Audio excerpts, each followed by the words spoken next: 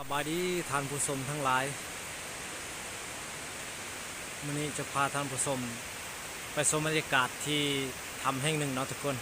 ว้าวหัวหน้าสองคนนี้กำลังหาทางเนาะหาทางที่จะไปหาทำนั่นแหละเนาะกำลังย่างไป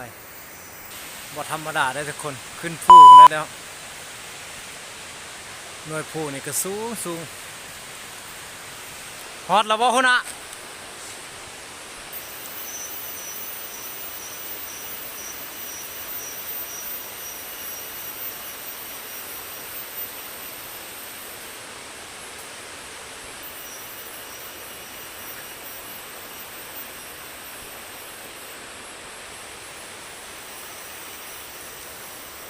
เราบ่ให้ส่งเสียงดังเนาะทุกคนใกล้สิฮอดทำแล้วเนาะทุกคน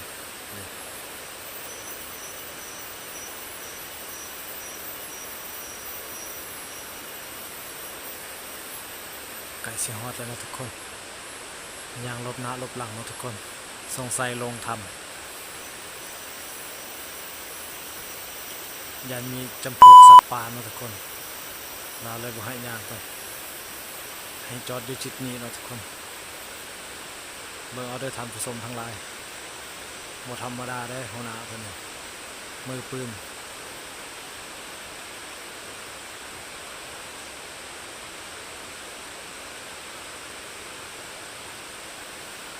ขออนุญาตนำเด้อสิบ่ปากแล้วเราบ่ให้ปากเนาะทุกคนว้าว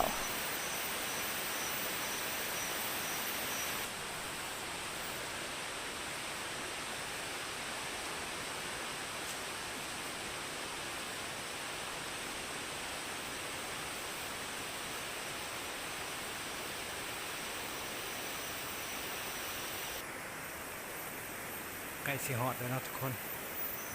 ใกล้สิฮอดทำแล้ว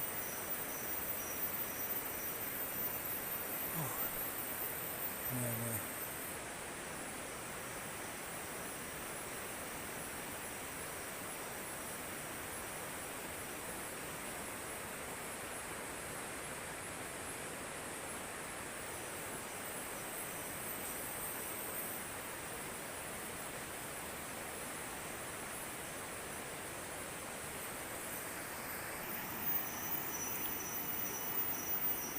น่วยภูนี่สูงนะทุกคน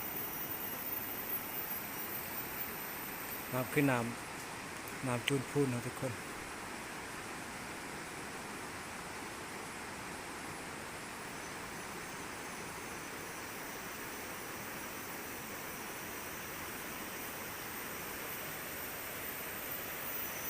เป็นตัวอย่างเนาะเราไว้ให้ปากดังนะทุกคนว้าวกำลังจอบสัตว์ป่าอยู่ทุกคน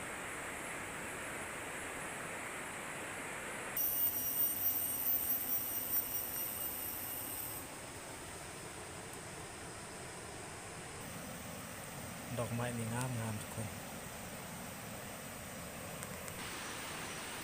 โอ้ยเส้นทางอันตรายนะทุกคนขาเน่านะทุกคน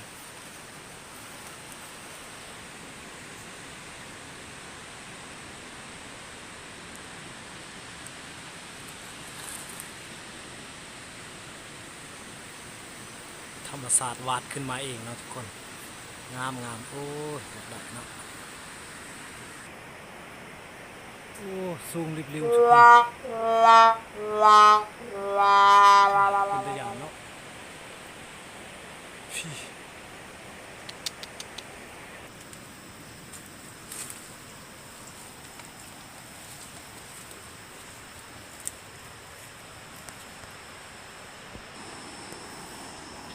วิวสวยเนาะทุกคนอยู่เทิงนภาเด้อทุกคนโอ้วิวโคตรสวยมีสายน้ำไหลมาเป็นจังหวะเนาะทุกคนโอ้คักจุเป็นตะยานเนาะถ้าตกนี่ตายได้ทุกคนว้าว ฮอดแล้วฮอดแล้วทุกคนฮอดทำแล้ว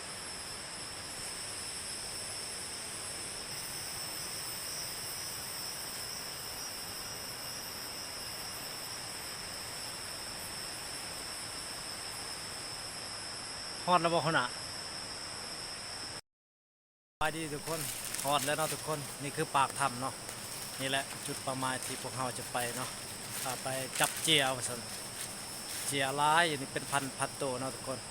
นี่ฮอดแล้วฮอดแล้วเดี๋ยวเข้าไปเนาะครับเข้าไปเยื่องตัวเยื่องเนาะทุกคน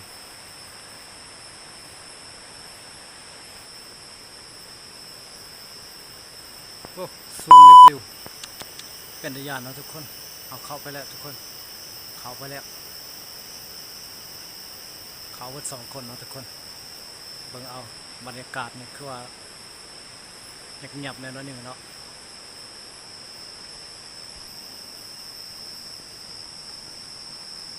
ขออนุญาตนำเด้อเจ้าถิ่นเจ้าทานเบิ่งแย่งลูกเต่าเด้อ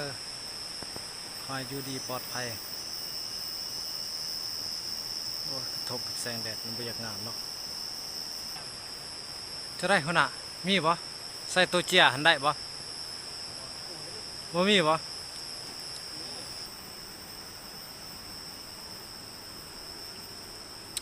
โอ้เป็นทะยานเนาะทุกคน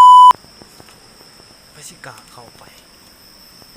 โอ้ยเลิกเติบพูนถ่ายเอาหัวหน้าพันเก่าถือที่2เนาะทุกคนวันหนึ่งเข้าบ่สุดเราอยากนี่ทำเนาะทุกคนโอ้ยนี่ตัวเจีย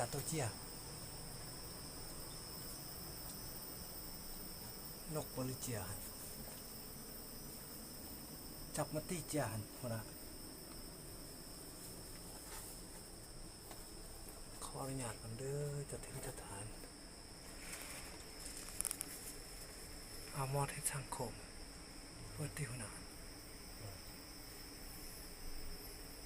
ได้อยู่ในถ้ำเนาะทุกคนมืดสนิทเบิ่งหัวหน้าเพิ่นจับเจียเนาะทุกคนลายกว่า10 ตัวเลยทุกคนได้เจียมันบินออกมาแล้วโอ้ยคักท่าคานี่ก็ครบเลยอยู่คันแล้วแถวว่าเนาะจะได้หัวหน้าไทยยังโอ้ยเจียลายเว้ย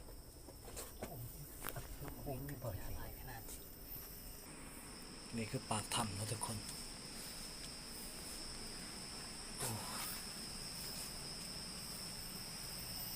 ขออนุญาตนำเด้อเจ้าถิ่นเจ้าทานเบิ่งแยงลูกเต่าเด้อขอให้ตลอดปลอดภัยอยู่ดีมีแหงเนาะขอให้โศกม่านโอ้ทำนี่คือทำเนาะทุกคนทำจิตซื้อทำจิตเนาะทุกคน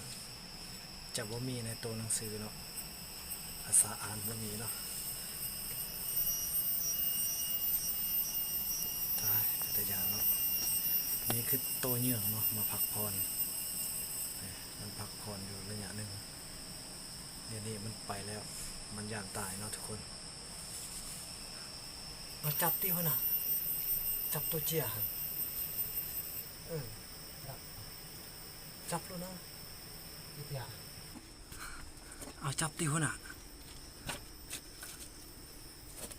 ไปเข้าว่าทุกคนเลยโอ้เจียมันบินไต่บินเหนื่อยอยู่ทุกคน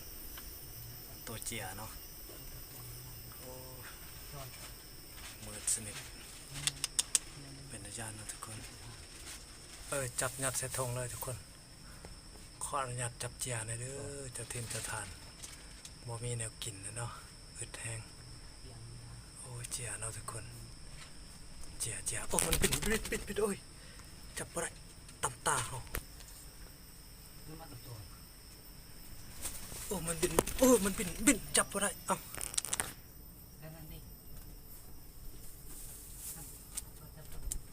ได้2 ตัวแล้วทุกคนเฮา เขาได้จับกันแล้วทุกคนจับแล้วตัวหนึ่งโอ้ย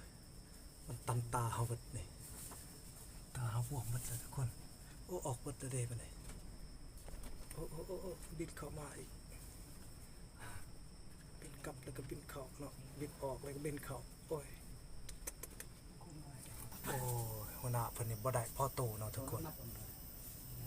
สอนเขาไปเจ้าในได้โตเดียวเนาะตำตาเฮามันตายเองเนาะตกอยู่ทางหน้าเฮาโอ้บินออกแล้วก็บินเข้าเนาะทุกคนโอ้ยอยู่นอกในไร่เว้ยขออนุญาตนำเด้อเจ้าทิมเจ้าท่านขออนุญาตจับเจียเขาเนาะ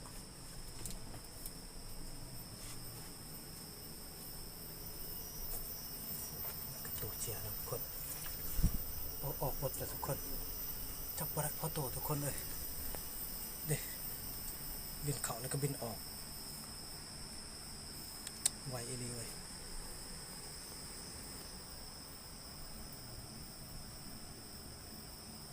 โอ้ยออกแล้วตัวหนึ่งเขาออกหน่อยทุกคนแล้วเข้ามาอีกทุกคนวันนี้เราจะอยู่ปากถ้ำเนาะทุกคนเพื่อรัดเจียจับมันอยู่ปากถ้ำเนาะทุกคนอยู่ในลายกับบ่ได้เนาะบินออกบินเข้าอยู่แล้วแต่ตัวเดียวเนาะทุกคน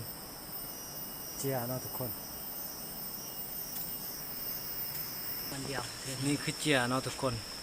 ได้แต่หาตัวอยู่ในบักลายๆแต่จับมันบ่ได้เนาะมันก็สลาดอยู่บินเข้าบินออกเนาะท้ายงามเลย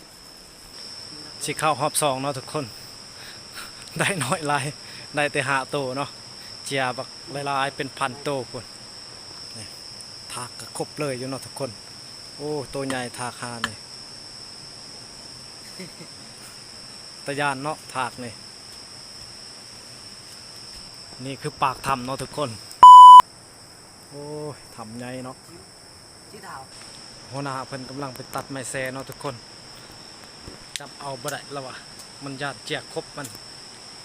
นี่ตัดไม้แซเนาะบ่เอาเนาะทุกคน เอาอีก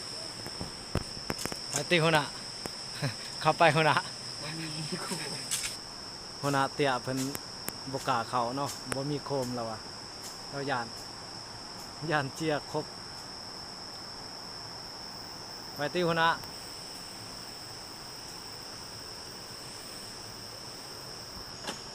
มาแล้วหัวหน้าเพิ่นเอาไปเข้าไปเลยหัวหน้าโยมีกล่องเลยเอานี่ได้แต่นำกลเนาะทุกคนเบิ่งเอาเด้อทันผู้ชมเด้อนี่ได้5โตแล้วเขาไปจับอีกประมาณจาก10โตเนาะทุกคนโอ้ยมืดสนิทเนาะโอ้ยมันออกแล้วมันเข้าไปเนาะทุกคนนี่เขาได้ตัวหนึ่งเนาะทุกคนหามอกเอาเนาะทุกคนนี่เขาเนี่ยนี่ไม่เขามอกได้แล้วตัวหนึ่งเนาะทุกคนนี่เนาะทุกคนโอ้ยจับไม้เขาอีกมันบ่ตายเนาะทุกคนมอกซ้ำอีก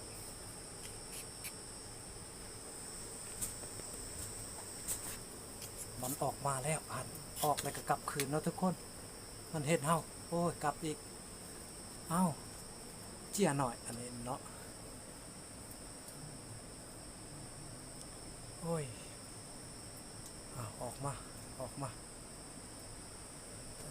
ที่จับอยู่ใส่เอาจับดิโอ้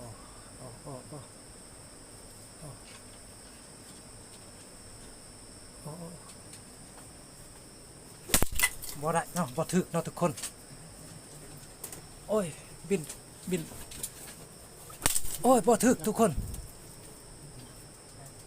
เอาได้แล้วทุกคนโอ้มันออกมาบ่ได้เนาะได้แต่ตัวเดียวโอ้ยใส่เบิดโอ้ยเหมาะบ่ได้เนาะทุกคนได้แต่ตัวเดียวไม้หักเบิดโอ้ยตีต้นเนาะ หัวหน้าได้จักโตหัวหน้า สอง 2โตหัวหน้าเราได้จักโตหัวหน้า แปดตัว ได้8โตเนาะโอ้พอเฮ็ดแจ่วกินแรงเด้อทุกคนนี่เจียเนาะโตเจียเอาจะได้หัวหน้าเกี่ยมมือติบรรยากาศหอบทำประมาณนี้เราทุกคนมีแต่ไม้ปะอ่อเนาะ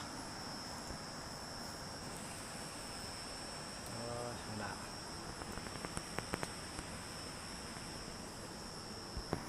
ขออนุญาตจบคลิปก่อนได้อทุกคนสิเมื่อแล้วขอขอบใจ